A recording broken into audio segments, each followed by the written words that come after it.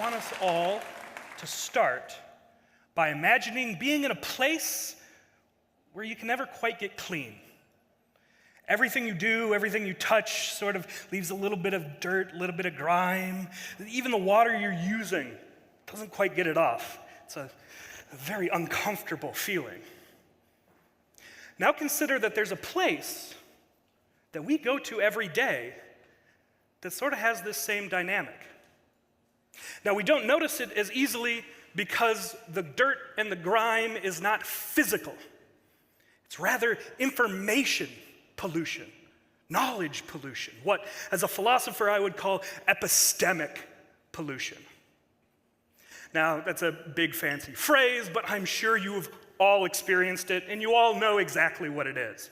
Epistemic pollution is misinformation, disinformation, propaganda, bias.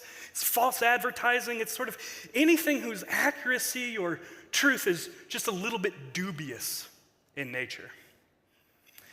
And the place that we are all experiencing this is also not a physical space. It's our digital spaces. I know I'm one that I always reach for my digital spaces. I'm on them all the time. It's where I interact with the world. It's how I get my news and my events. But increasingly, those are filled with epistemic pollution.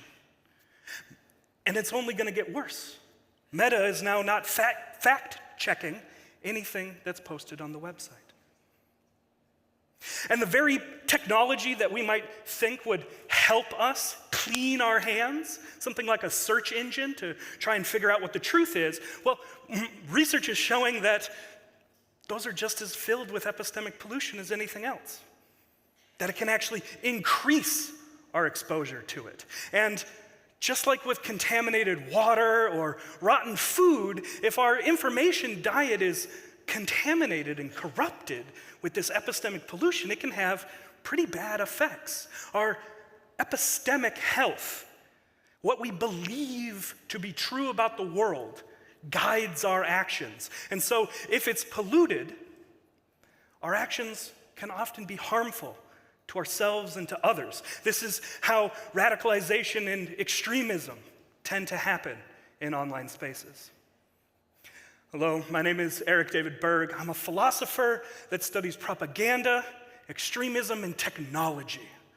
And I got interested in studying it because, well, I've been a citizen of the internet for most of my life. It's a place I love. It's a place I find community. I'm sure everybody else has communities that you experience online or people in different countries that you can only reach to through these technologies. And I'm sure you're also feeling the same way I'm feeling, that these places are different. They feel different when you log in. They're unclean. They feel a little unsafe. And so I want to ask you a question. I'm a philosopher. I like asking questions. The trick is to ask the correct question in the correct way. So we're going to start with a question. We're going to work through it like philosophers. And we're going to end with some pretty interesting ideas. The question is this: who is responsible for the epistemic pollution filling our digital spaces? Now, there's a bunch of different answers to that question. And the one that probably a lot of people reach to are the ones that are creating the epistemic pollution in the first place. The propagandists, the disinformation peddlers, these individuals are to blame for all of the pollution that's filling these spaces. And this is certainly true, and there's wonderful organizations that are trying to find the source of this epistemic pollution. One of my favorites is the Center for Countering Digital Hate, the CCDH, and they do wonderful work. Back in 2021, in February and March, they were tracking and trying to find the source of a bunch of COVID misinformation, this epistemic pollution that I've been talking about. And what they found using data analysts and people scouring these digital spaces was pretty crazy. First, they found that the handful of posts that they were tracking were shared over 800,000 times just in that 2-month period, and just on X and Meta, just 2 platforms. So this pollution moves very quickly in our digital ecosystems. And the second thing that they found was that the origin point of these posts could be tracked back to 12 accounts.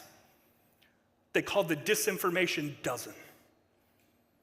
So this seems like a perfect answer to our question. Who's responsible? Well, it's this disinformation dozen.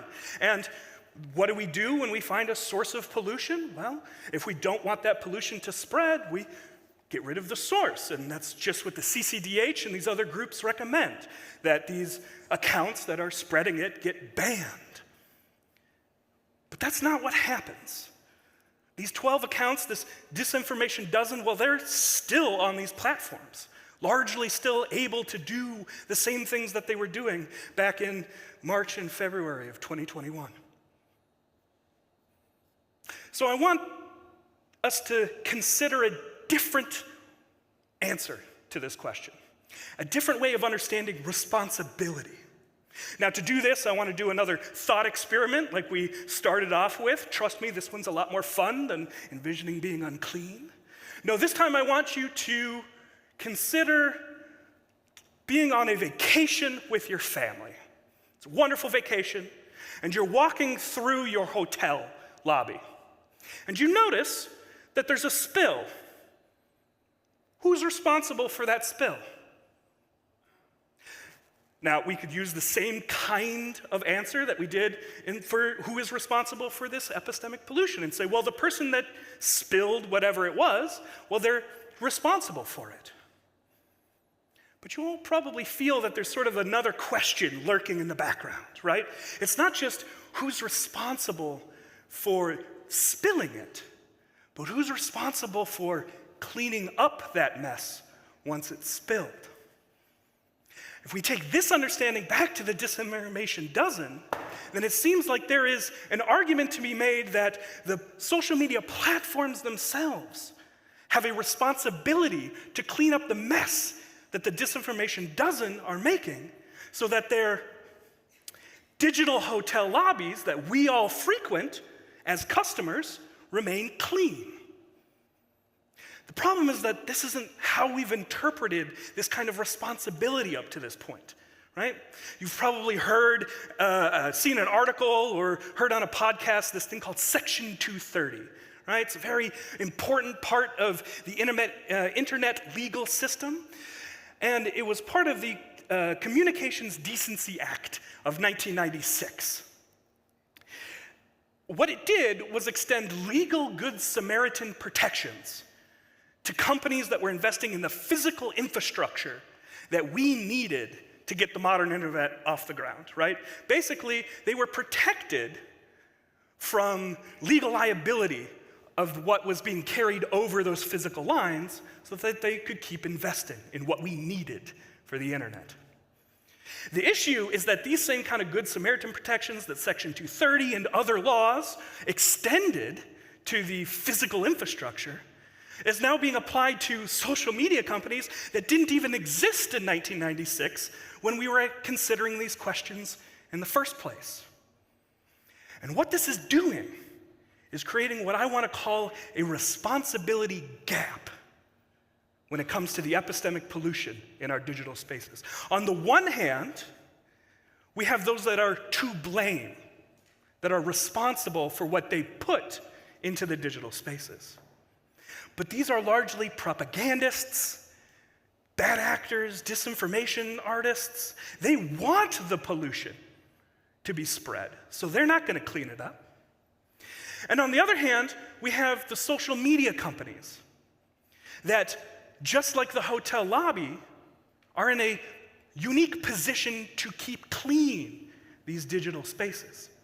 But we have no way to hold accountable these social media companies. And so we're in a situation where it seems like nobody is responsible for this epistemic pollution. It just exists. And as an internet citizen, that really upsets me. I love the internet. It makes me angry that this is our situation. And it makes other people angry too, and we're experiencing these consequences and starting to name them and explain them. I've been calling it epistemic pollution that's just filling our spaces. The journalist Ed Zitron, he describes the situation we're in as the rot economy and the slop society. Because a lot of the financial incentives create the same kind of gap and problem. The author and journalist Cory Doctorow goes a step further and calls this the enshittification of our modern technology. Something that I feel is pretty apt to describe how I feel going onto these places and feel that epistemic uncleanliness. And so I like to stay angry a little bit, because that's a motivating thing. A little frustration motivates us, but it has to motivate us in the correct direction. So the next time you're experiencing these digital spaces, this online rot economy, this pollution, this disrepair of our spaces, I want you to remember that we're in a pivotal moment between society and technology. This is only going to get worse and produce more epistemic pollution faster with generative AI. And so we all need to come together, every single one of us, and have a very serious conversation about who is responsible for cleaning up our digital spaces.